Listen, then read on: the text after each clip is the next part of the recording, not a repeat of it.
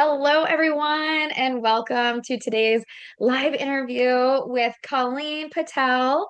She is a pharmacist turned financial coach. So, we're going to hear all about how she made the transition, what she's doing now, and her journey to get there. So, Colleen, welcome.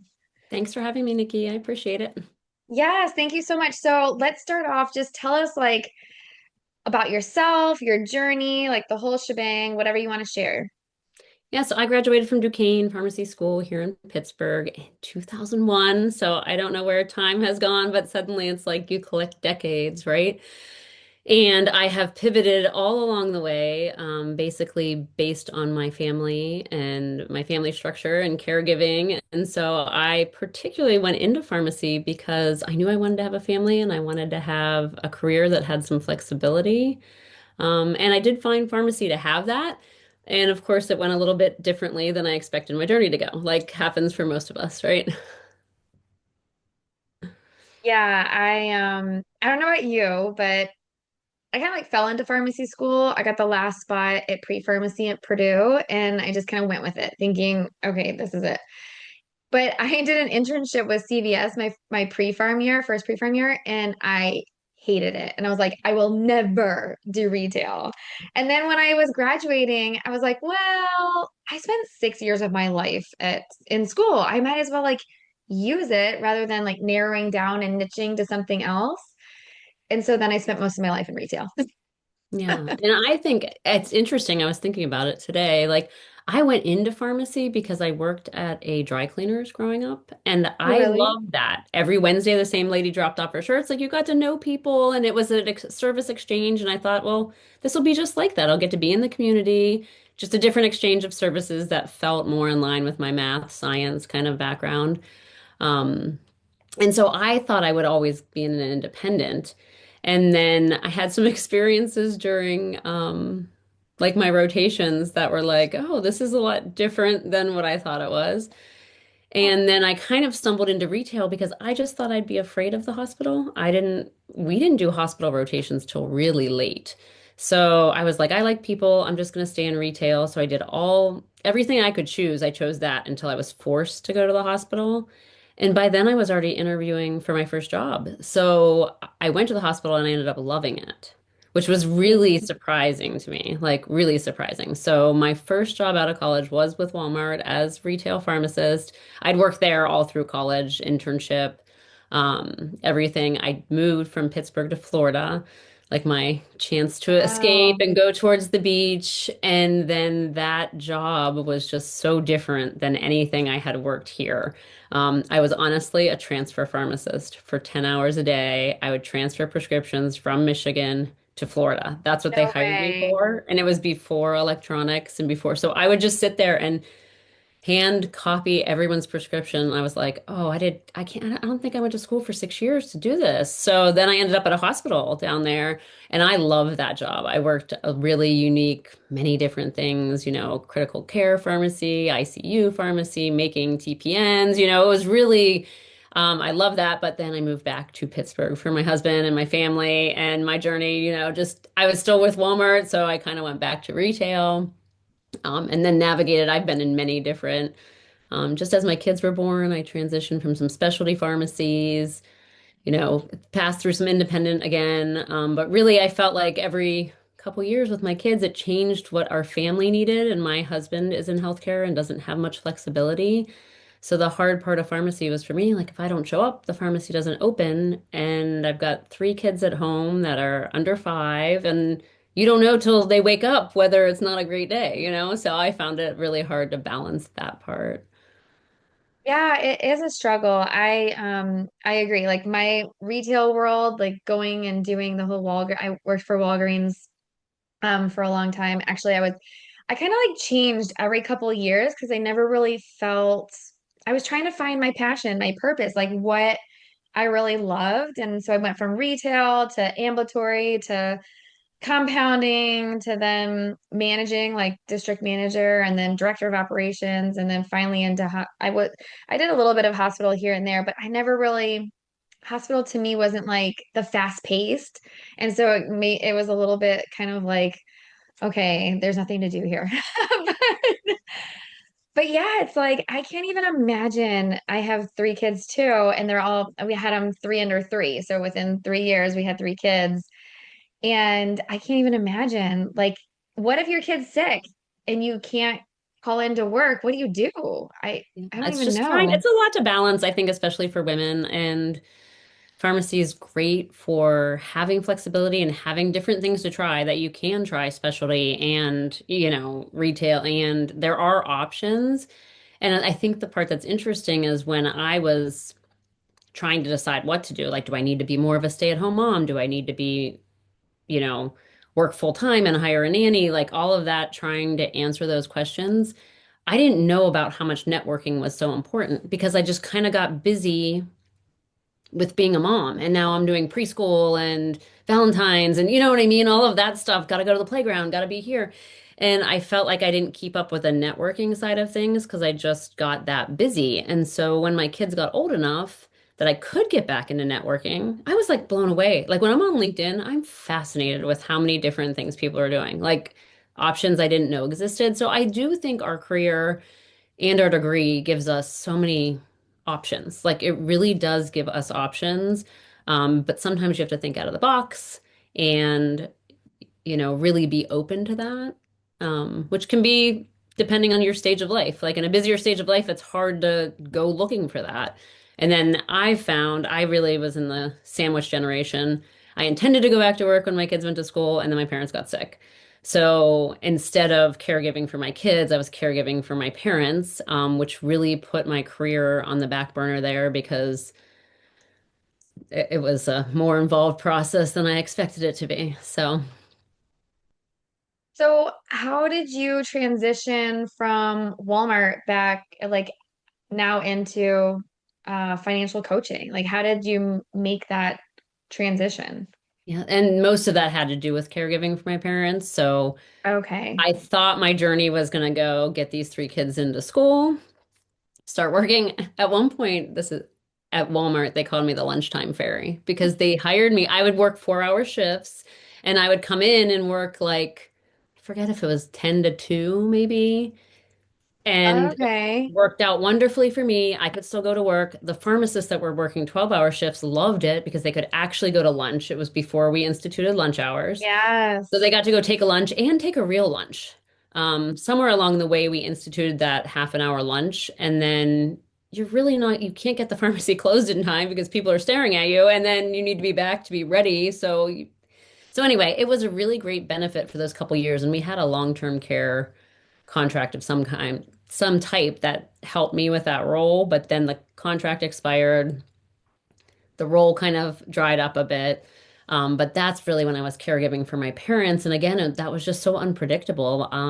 My Yeah. family, my parents were doing quarterly ICU stays, so we'd go from ICU to rehab to, home health, and it was just honestly, I was just at capacity.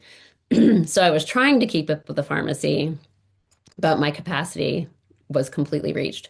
So I had stepped back a lot from that and trying to find something to build though. Like a lot of time with my parents, I was sitting at the nursing home or sitting in the hospital and I had time to learn, I had time to do something. I just couldn't physically be in a pharmacy building or have a strict hours, right? But so that's kind of how I ended up in financial coaching. I think I did a Tony Robbins, free something on what am I good at? What does the world need? And for that, for me, is we went in with 6 figures worth of student loan debt when we got Yeah. married. And I can remember driving to work and thinking, okay, we graduated, we got this done. Yeah. What do we do with this? Because I grew up in a time where you didn't talk about money. You didn't talk about it. So I started teaching myself. And what I learned, came from a lot of the very outspoken financial gurus out there, for lack of better words. And while it's helpful for a certain point, I've also seen over time how much shame that has caused people. Um, that debt free is the only way to be. Well, that's great. But when you've got 6 figures worth of student loan debt, like I can't eat rice and beans for 6 figures worth of, like I like rice and beans. I eat that today for lunch probably. But to do that for when your debt is going to take you 8 or 10 years to tackle, that causes a lot of shame and guilt for people. So I kind of dug into a lot more of the strategic use of debt and just honestly healthy financial habits. Um, my one really good friend, her mom, the one day I went to her house and I said, "Oh, I love this new piece of furniture you bought." And she said, "Oh, yeah, it was finally in the budget."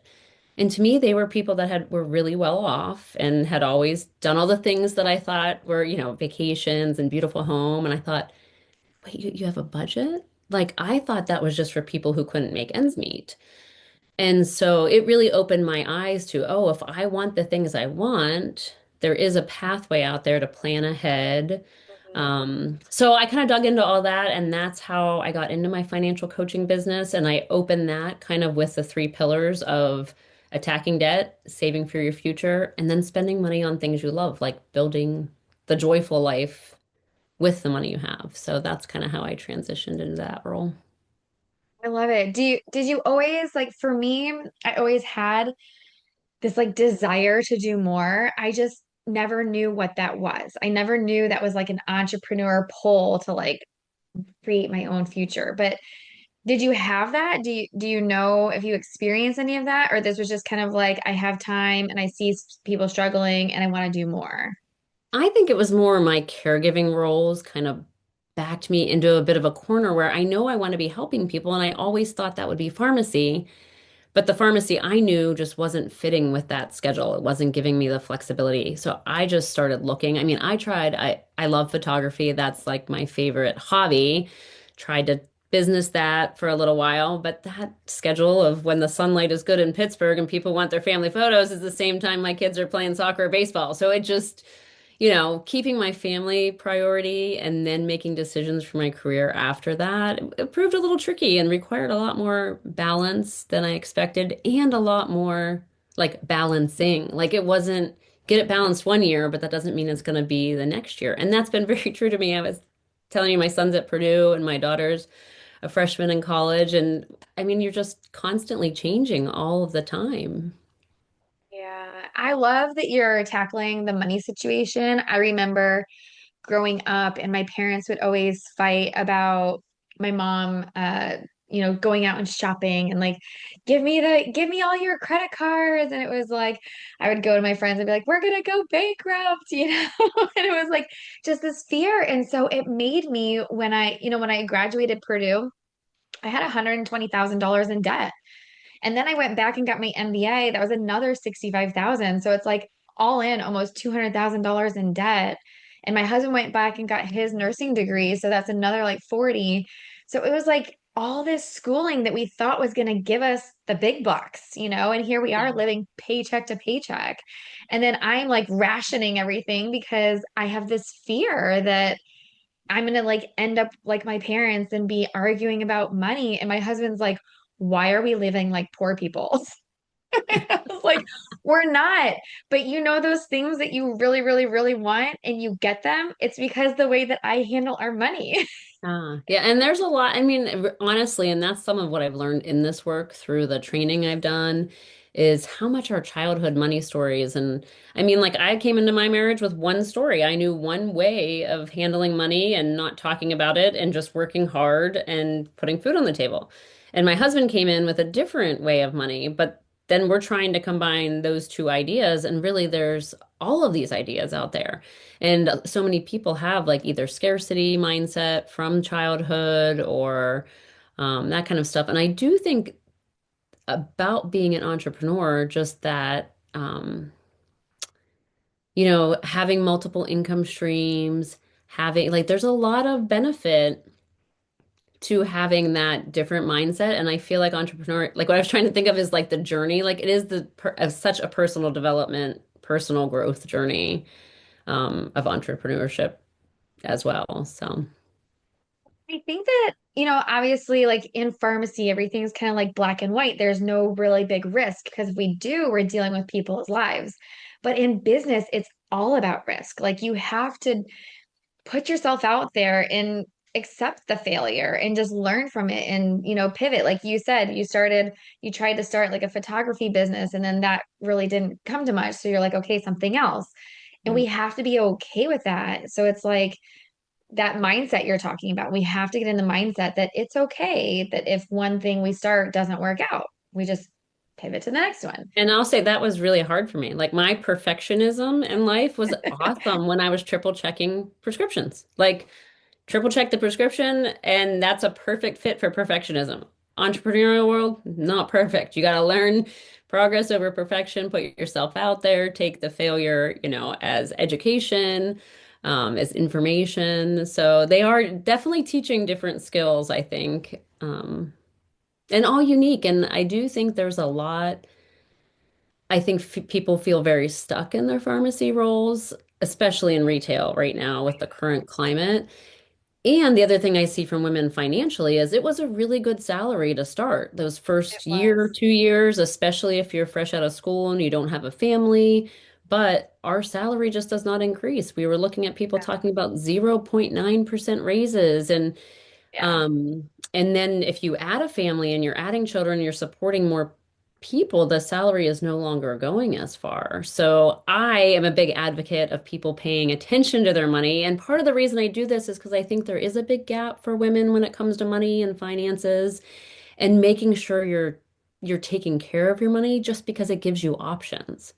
We all know money is not the most important thing in the world, but we also know it affects our relationships, like you just talked about, partners, spouses. It affects our relationships with our children, especially as they get older and they're not earning income necessarily in the household, but they're spending money between their activities and their choices and but it affects our relationships, it affects our daily life, and it really affects our stress levels. And so I say a lot as a pharmacist, you see firsthand people their physical health's affected, their mental health's affected, not sleeping at night, high blood pressure, the ulcers, like all of that can be wrapped together. So for me, financial health is taking care of that as part of your self-care of taking care of yourself.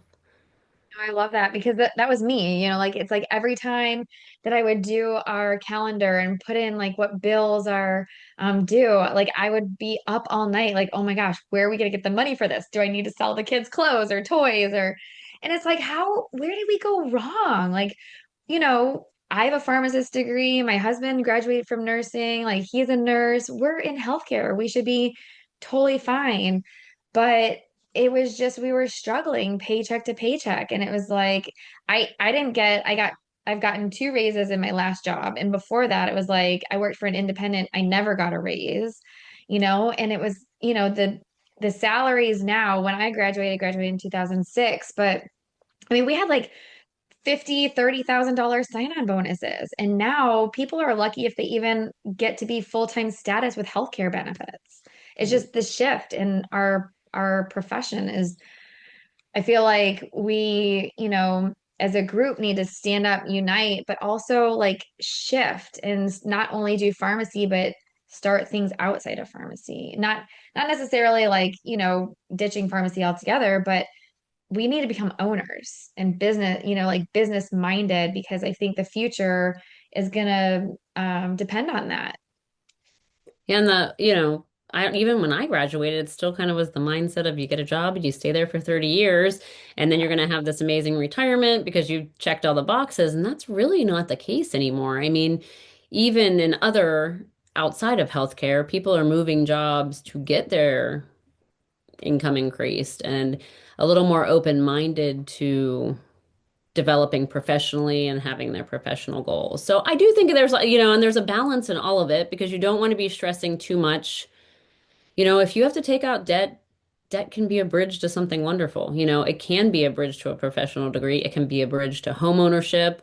But being strategic with, there's a bridge to a home that you can afford, and there's a bridge to a home that's too much, right? And same with cars and all of the things. Yeah. So I do a lot of things just to call financial awareness, to bring that, but also balance it. So that's why I say I want you to spend money on things you love, find things you love, the home, your car, the vacations you do, ways that fill your cup so then you can make other decisions with your money. But mostly I'm encouraging people to get their eyes on their money because a lot of times the stress or the anxiety builds into avoidance and not looking and we'll figure it out later or life's too busy. So And also, I've met recently like several women in my life, they've gotten divorces, but they have no idea what their finances are because their husband takes care of all of it. And so they don't know, like, could I survive on my own? What does that look like? I don't even have access to it. I don't know what that is.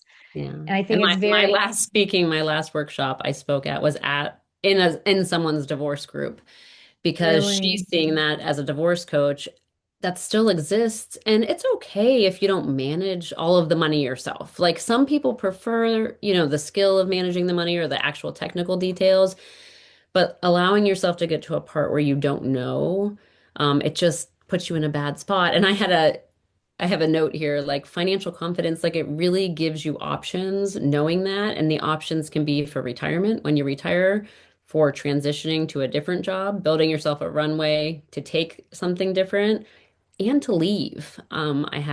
Because I do think it is important to know money just supports options in your life. And if you're in a bad situation, whether it's a work situation or a marriage situation, and you want to choose to leave, the financial confidence can help you do that.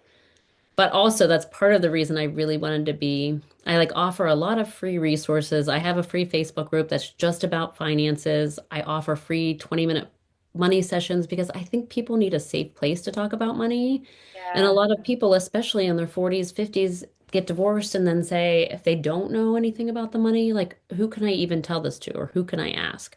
So I try to provide a safe space for anyone to have those conversations because the best time to learn about money is when you're young, and then the next best time is now, right? If you haven't done it till this point, like that's okay, but there's reasons to keep your eyes on your money. So what would be I mean, are you in like investing and stuff, or are you just like financial awareness? What kind of like financial coaching do you do? So my coaching, I have free resources, which is more just talking about money, helping people learn to feel safe talking about money, asking questions about money.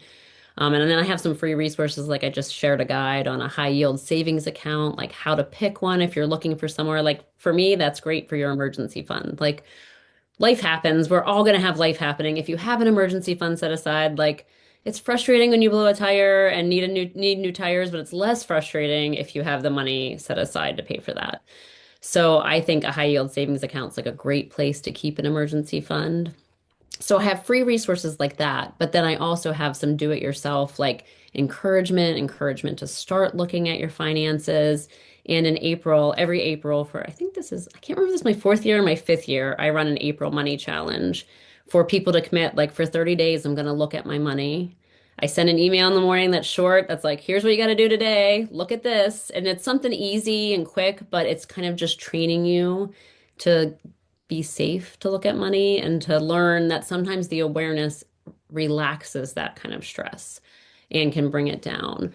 So I have smaller programs like that. And then I have one-to-one personal coaching, which is for people who know they need to change, they want to change, they want to manage money in their household in a different way. And a lot of that's for starting to plan ahead, where they've been in reactionary mode and then if the kids are going to college, that's a big change. How do we manage paying for this college fund? And then we need to manage our household. But any time at which point everybody realizes we're living paycheck to paycheck and this isn't working, we're not able to save, we're not, and when they want to make a change, that's where coaching can help.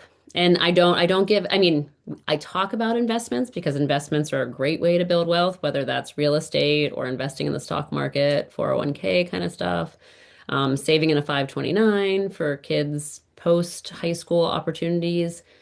I help to educate people on what those are, but I don't give investment advice like a financial planner. And what I've learned is how many women are afraid to talk to a financial planner. I didn't recognize that before I really got involved in this. And a lot of my clients, they come because they need to ask me the questions and we get the basics straightened out. And it might take a few months, but here's the questions you're going to take to your financial planner to help you with those investments, or take to your tax person so you can be more efficient. I help them build the questions if they don't know the answers, and honestly, help them a lot look at what they already have. A lot, especially if pharmacists already have retirement savings or some kind of investments that they did the right thing and set up, but haven't necessarily kept tabs on. And so encouraging them of what questions they can ask the other members of the financial team is a big part of coaching. Yeah, I think that's the biggest thing. Like we're in a top, most pharmacists are in a high tax bracket. We do make a decent, like six figures, a good amount of salary. And then it's like, what tax savings should we be doing? What investments should we be doing? And a lot of that we're not taught in pharmacy school. I feel like that is a huge topic, to help pharmacists kind of be like, what should I be doing with my money and what can I retire on and all of those types of questions. Um, but yeah, And there's a big spectrum there, right? There's people who are like, I want to manage my finances and retire early. And there's a whole spectrum of retire early. And then there's other people who are like, I'll never be able to retire, but I don't know how to manage my money. And like finding somewhere along the way to make sure you're at least considering future you. Like when we get to retirement, our future selves will be so glad that we thought ahead of this, right? So I always try to remind them of that.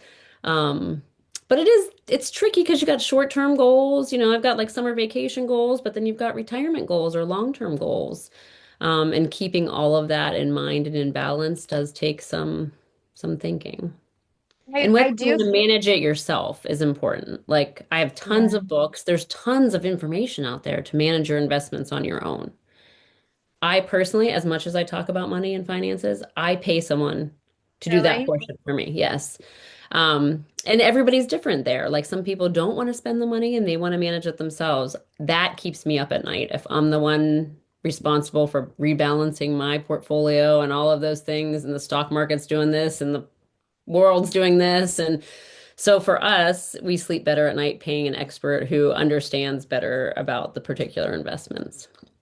See, for me, I get scared because I feel like who do you trust? It's like that they're dealing with your money. And like as I mentioned, like my childhood, it's like money is like that's like sacred grounds because I always thought we never had any. So so it's like I'm terrified, as you mentioned, to like go talk to a financial advisor because I don't know. Are they doing it for the best interest of myself? Are they doing it so they can make the commission? Like it's like I don't know. And both of those things exist. And also, that's part of the reason I got so deep into personal finance is I, was doing a good job based on tacking the debt, saving the emergency fund. I got to the part with the 3 to 6 months emergency fund. And I said, Dad, I'm working on the 3 to 6 months emergency fund. What do I do next? And my dad said, How the hell would I know? I never got there. And I just thought that was like classic advice, like my dad was a CPA, so he didn't talk about money, but I knew money was a thing. And so when I went looking around that, we had someone that was kind of assigned to us in some way through my husband's business. And when I wanted to invest more and I asked questions and we got invested in some more things. And then like a month later, I'm like, how did I lose so much money in this invest? Not a month, it was probably a year.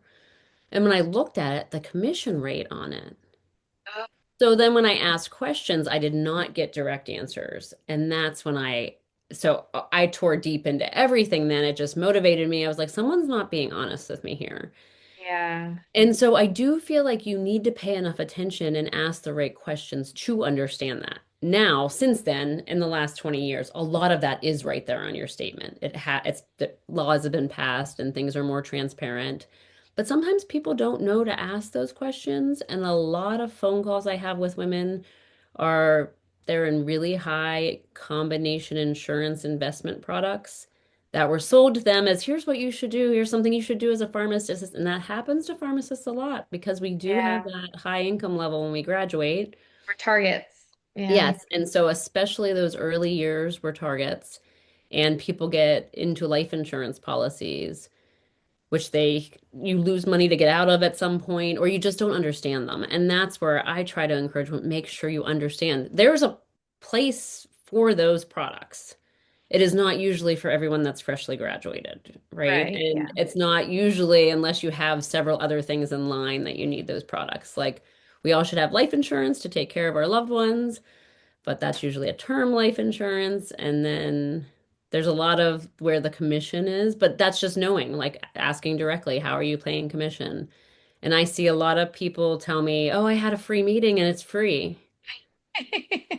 Everybody deserves to be paid for those services. So regardless of what kind of financial advisor they are or financial planner, they earn they earn their pay in some way or another, but it should be forthcoming and straightforward. And so um a lot now there's hourly financial planning, but people with the CFP designation it means they're fiduciary. I always say that word wrong. But the fiduciary standard is that they have to be looking after your best interest. Like they take an oath to that, just like a Hippocratic oath to do no harm. So comparing, I always advise everybody to compare at least three options. Get recommendations, compare three options, but you usually want someone who can explain it to you. Doesn't talk over your head. When you say, "Where's the commission? Where do I pay you?" They can point to the line item for you. And sometimes until you practice with them, you don't know. And that was my case. I practiced with these guys for a couple years. Some was great. Some years were great. And some part they were doing was great, but there was some part that didn't feel truthful to me. And Yeah. It's like the wild, wild west out there, and it's trying to figure out who you can trust. And especially with something so sensitive as our money, I think that's the hardest part. So having you around as a financial coach is phenomenal. I'm sure you have so many women and people that reach out, like, because we are scared. Like, who do we want to talk to? Like, you don't want to divulge like all this personal information to just anybody, you yeah, know? And there's so many scams. Like my my poor dad has been in like several different scams, and it's like, oh, yeah. they prey That on is the people. frustrating. I've had a lot of issues with that. My parents and an elderly relative of mine, like just honestly losing a lot of money and that's beyond frustrating. But also, the fraud is another reason I encourage people to get their eyes on on their money, regardless of what you're spending. Get your eyes on your statement, whether it's your debit account or your credit card, because there's so much fraud now. Make sure the charges are at least yours. Like, Yeah. take care of your money. If it's your money and you're spending it on things you purchased, okay. But there's a lot of, I mean, and now they're doing like fraud, 29.99 or so it slides in there. And if you just look at your total, you don't notice. Um, my mom was a big QVC shopper, so she had a decent credit card balance. And a couple months after she had passed, I said, "Dad, what is on your credit card?" Like my dad doesn't buy anything. And he's like, "Oh, I don't know, same as it's always been." I'm like, "Yeah, but the QVC shopper, she's not here anymore. We gotta look." And here we looked, it had just blended in for him because it had been what he'd always been paying, but someone had stolen his credit card and was spending thousands of dollars. So sometimes just getting the eyes on the money is something I help people with, like sitting down because we have a phone call. It's the accountability session, right? Like, oh, I was supposed to look last week. I didn't look, but now I have this time with my coach. I gotta look. Sometimes that accountability piece. But I've worked with women who've been divorced and they just don't have anyone else to bounce ideas off of, or maybe, double check things. One client I had, they'd taken advantage of her right after her divorce because her credit took a hit. And she had, I think her car loan was like at 21% or something like the highest you can Oh, legally do. And then they buried it so far in the paperwork that it took us a couple weeks to find the answers, right? So she knew, she said, "I've been trying to pay this car off and I just can't get it paid off." And I said, let's like dig into the details. What's happening here? And so sometimes having she just needed somebody else's eyes on her money. And then the couples I work with, while I primarily focus on women because I want to help more women, the couples I work with, they always say, "We didn't come to you for therapy," but they didn't realize how much the underlying stress of money or fighting about money is happening. Like generally, mom's taking care of the birthday parties and the new clothes and all of these things. And so they're getting the stop spending already kind of angle. And then the pushback is like, "Well, are you going to buy the kids new clothes and throw their birthday party?" All of that. And it's nothing big enough to really be fighting about, but realizing that it's affecting, there's just been this undercurrent of stress and a lot of it revolves around money. So trying to like just get more clarity there has been really helpful for households in general.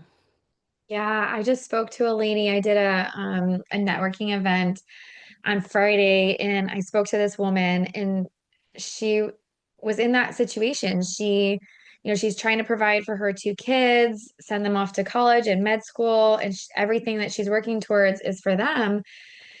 And so she opened up some credit cards, like to try and help balance the balances. And then, she went to buy a car and they gave her like the highest interest rate. And then she's like, I just don't even know. I don't know who has my credit. She's like, I didn't pay for a couple months. And so I'm like, well, who has your credit card balance? She's like, I don't even know. I'm like, okay, we need to figure out where all the money is. And I was like, and figure out if you can refi. I'm sure that you can get something less than like a 15% that you're in, but it's people just don't know. And it's unfortunate because she was same thing, she was a divorcee. I'm sure she got hit just right after that too. And it's just they get taken advantage of and they have no idea. And it's overwhelming. Like the Yeah. situation you just described, overwhelming. Oh yeah. And that's why like my one-to-one personalized coaching program is 90 days to start with because I feel like people are like, well, I want to hire you for one session. And I could do that.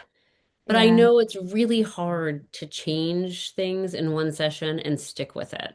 So that's why, like, over the course, it's easier to like tackle one thing and then, okay, we've got this part rolling smoothly.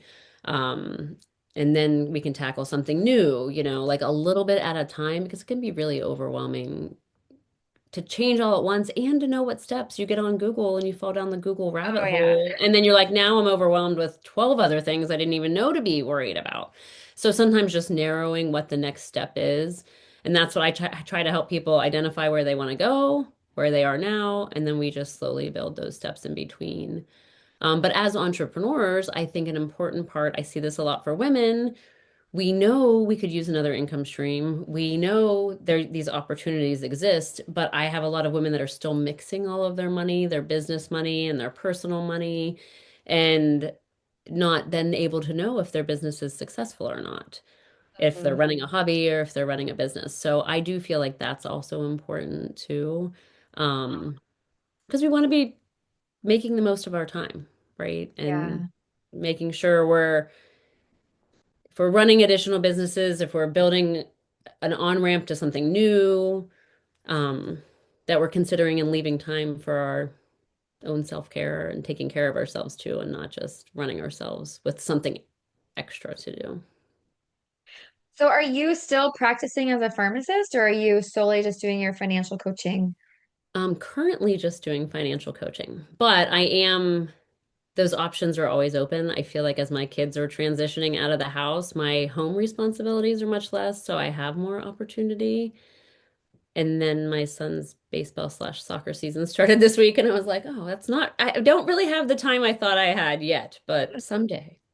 So do you have any kind of guilt that you're not necessarily using your pharmacy degree on a daily basis?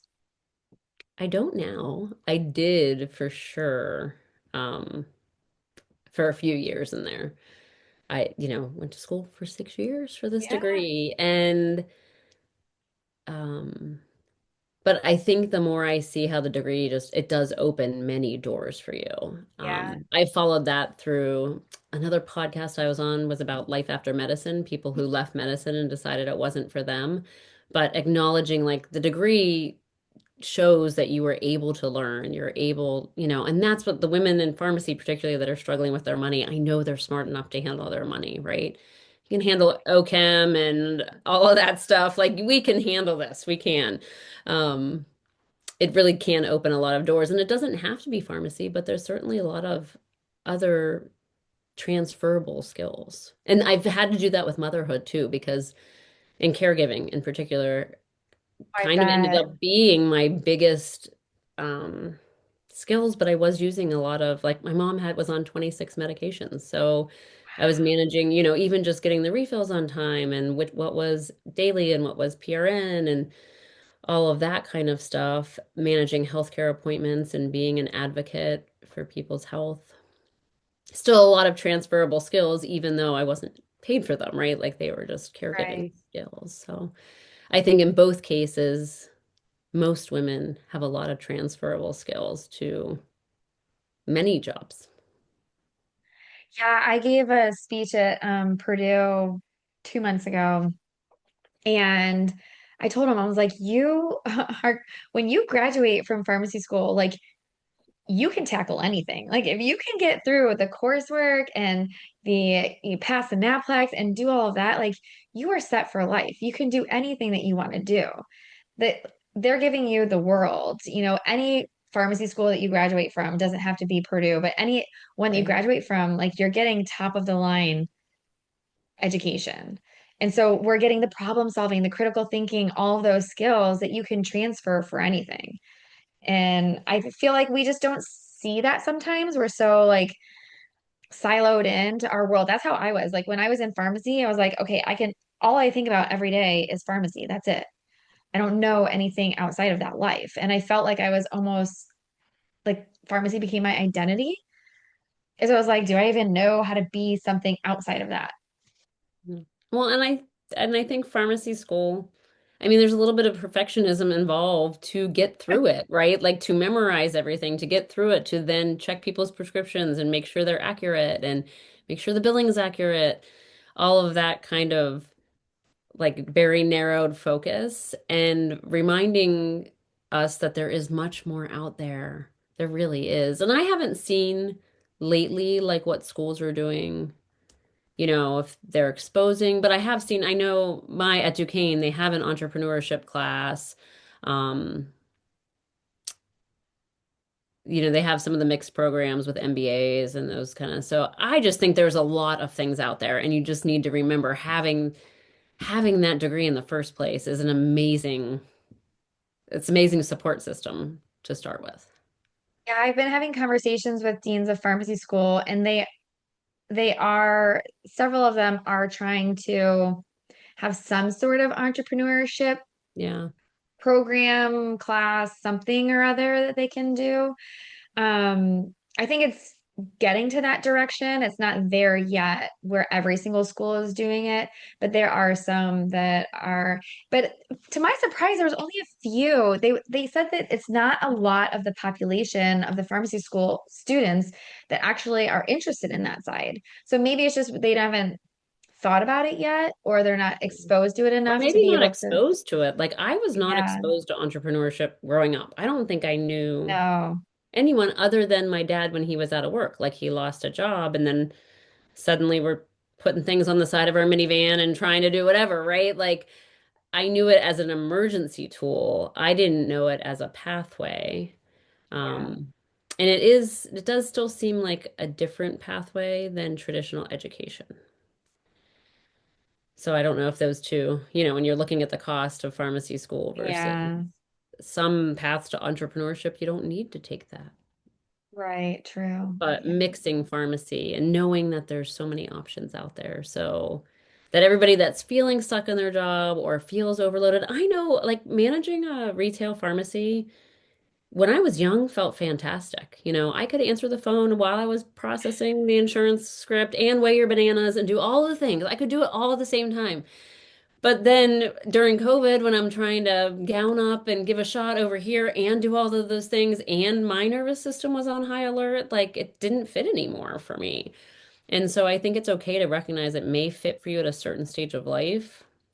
And there may be a stage of life it's not, whatever isn't the right fit anymore. You may need to look for something else. And then you just use your whatever tools you have and transferable skills to see what's out there. But I think it's great to be honest about it and from a financial side, build your financial runway. Like I work with some like young adults that are trying to transition off their parents' payroll onto their own, and I'm always save some money aside for a future you wants to do something different.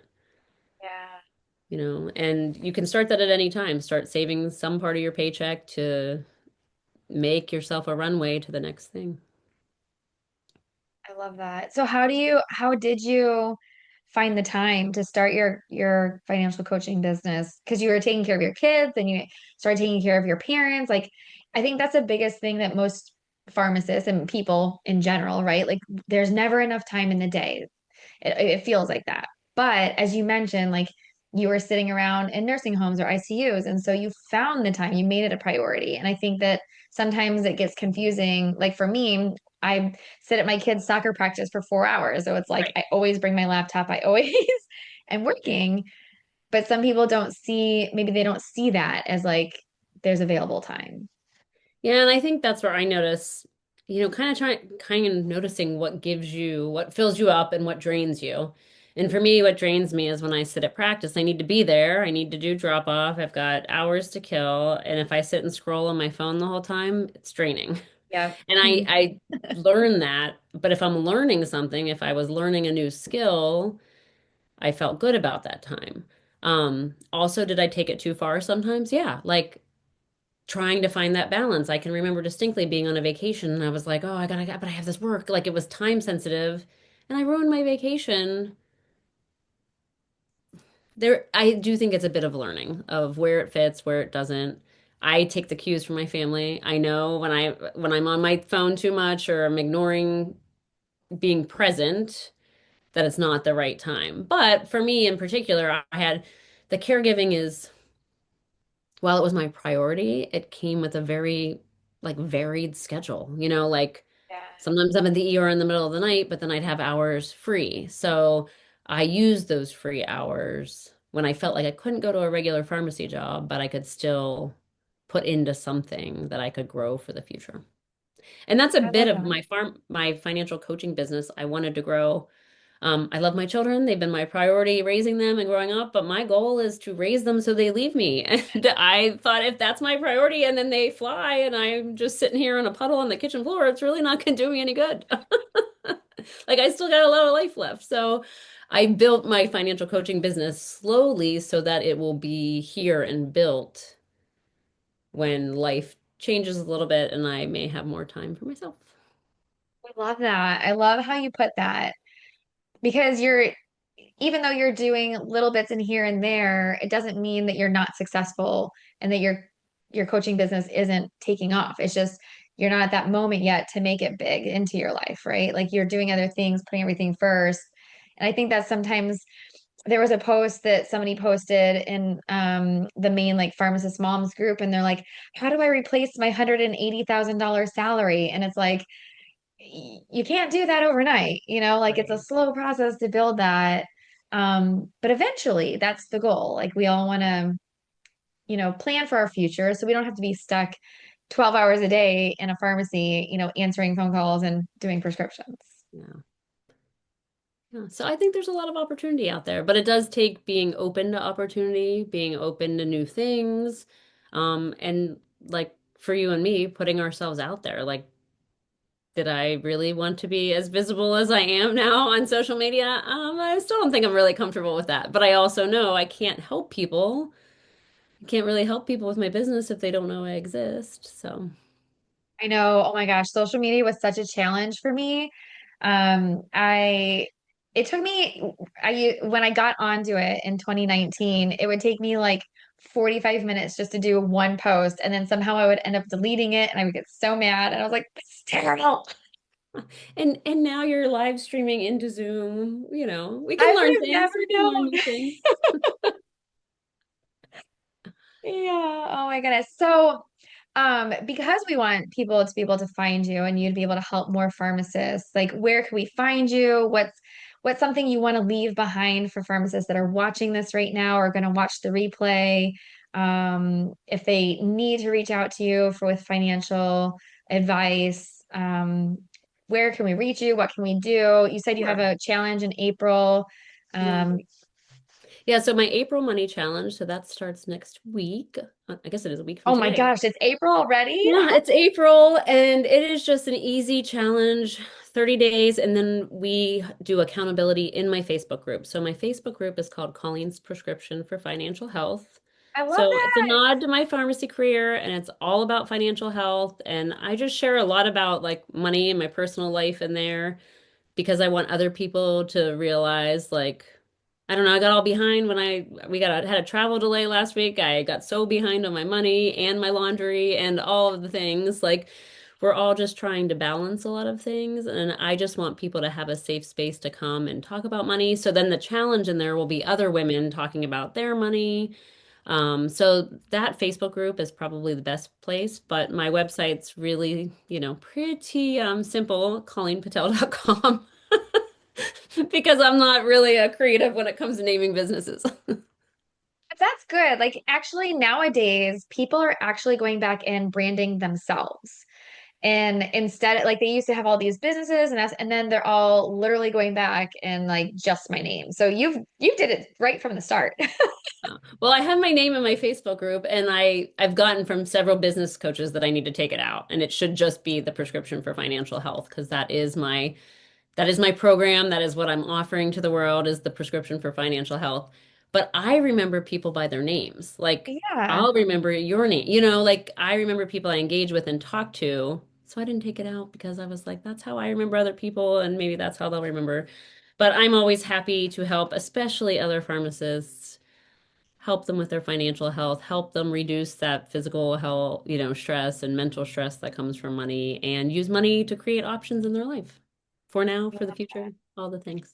I think it depends upon like your goals. If you ever wanted to sell your Facebook group, then obviously you would want to Yeah. drop the Colleen. But if Yeah. it's yours and like just be you, the authentic you is going to shine, and that's why people are going to come to you because they feel they can trust you, and especially with something as precious as their money, like that gives a personal feel to it rather than just being like, you know, generic. I love Yeah. it. Yeah. Well, I really appreciate you having me. So thank you. It was fun to chat. Yes, this was amazing. Thank you so much for your encouragement and your insights. I'm going to join your challenge too. Sounds great.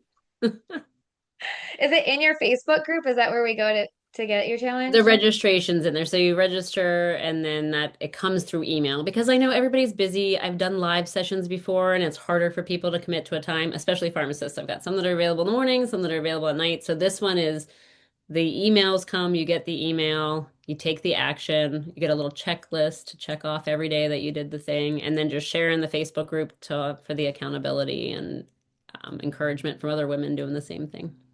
I love that. So easy, so simple. Yeah. Well, thank you so much for today, and this was a pleasure having you on the live and encouraging other pharmacists. Thanks for having me. I appreciate it, Nikki. All right, I'm gonna end the live.